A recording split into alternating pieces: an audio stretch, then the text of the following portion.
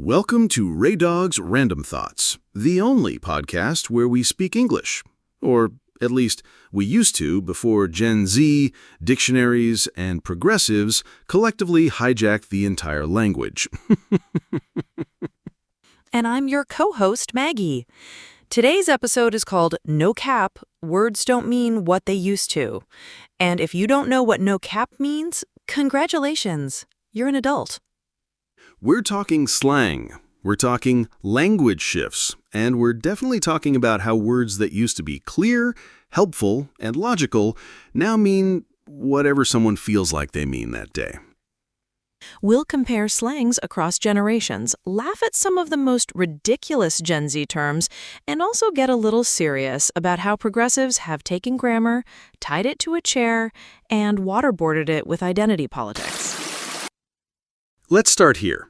Gen Z slang is like listening to English that got ran through a blender, auto-corrected by Siri, and then posted on TikTok. You feel me? Oh boy, I sound like them. And if you don't know what it means, you're not down bad, you're just mid. And that's not giving, apparently. Let's break some of these down. No cap means no lie.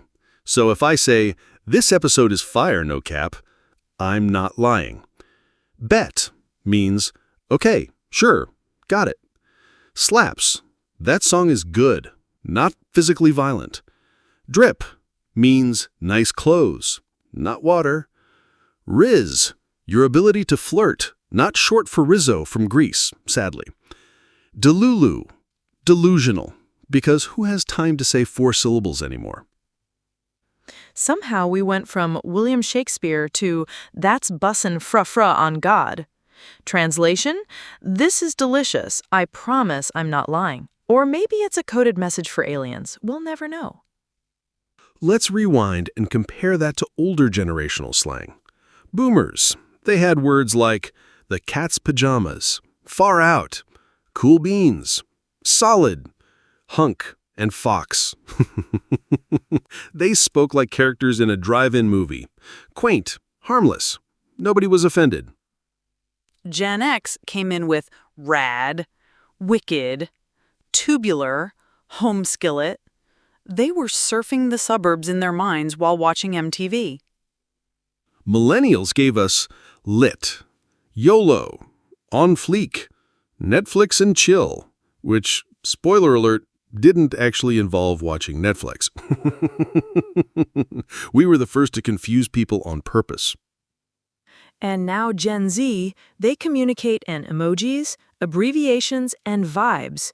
Words are just background noise for the facial expressions. But here's where it gets serious. It's not just slang. Words we used to rely on, actual dictionary-defined words, are now being rewritten. Remember when the dictionary used to be objective, like neutral, a place where facts lived? Now Merriam-Webster is like that one friend who changes their opinion mid-argument just to fit in with the trend. No. Let's take the word gay. Original meaning, happy. As in, don we now our gay apparel. Now, same-sex attracted. Huh? That's a massive shift. And if you say it meant something else originally, you're told, shh, that's outdated. I'm not kidding, bro. Then there's the word tolerance. Used to mean, I don't agree with you, but I respect your right to exist. Now it means you must enthusiastically support everything I believe, or else you're a bigot. And don't get us started on woman. Apparently, that's offensive now, unless it comes with a multi-page identity disclaimer. Let's go there. They, them, once the noble soldiers of plural nouns, have been kidnapped, brainwashed, and now serve the progressive gender agenda full-time. They used to mean more than one. Now it means me, one person, singular, but only when someone says it does. So let's say someone walks in and says, "Hi, my name is James," and they are non-binary. You now have to mentally split this person into a committee of one. And if you refer to them as he, you're canceled, fired, labeled transphobic, but also confused because you thought English had rules. Silly you. The word they used to be something kids learned in second grade grammar. Now it's a minefield with glitter and rainbow flags. Now, here's what's really happening. Language is being hijacked. Not evolved, hijacked. Hijacked by ideologies that don't want clarity, they want control. Because if they can change words, they can change thoughts.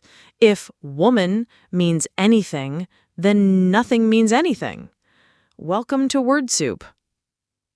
Words like science, truth, equality, they've all been duct-taped and repurposed by agendas. Science now means whatever the CDC says today. Equality means unequal benefits for preferred groups. Truth means my personal experience and feelings override your facts. At this point, we're two pronouns away from just communicating via vibes and interpretive dance. Now, to be fair, language does evolve. We don't speak like Shakespeare or Chaucer. That's normal. But this ain't evolution. This is identity vandalism. You don't change mother into birthing person and call that progress. Evolution is natural.